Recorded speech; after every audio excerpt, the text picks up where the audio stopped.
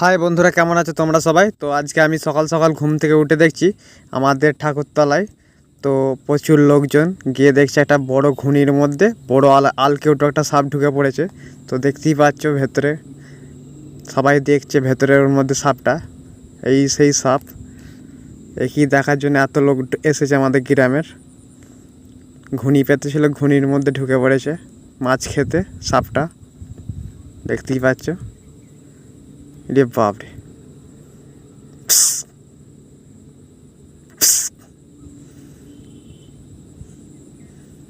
তো বন্ধুরা এখন একে ছেড়ে দেওয়া হবে জঙ্গলে।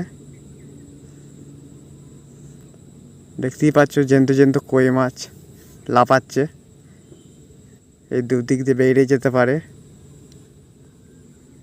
বাচ্চারা সব দেখছে। তো বন্ধুরা সাপটাকে নিয়ে চলে যাওয়া হচ্ছে, তো কোনো এক জায়গায় ছাড়া হবে, দেখতেই পাবে। তো চলো তোমাদের দেখাবো।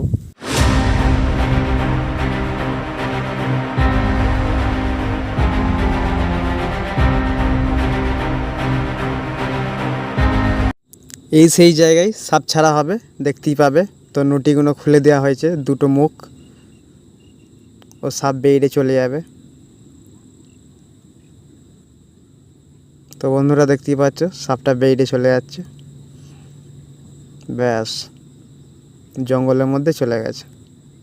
তো ঘুনির মধ্যে কিছু মাছ আছে, তো ফেলে দেওয়া হবে। বেরিয়ে চলে গেল, চল সাপ বেরিয়ে চলে গেল। এসব মাছ আছে নিতে হবে।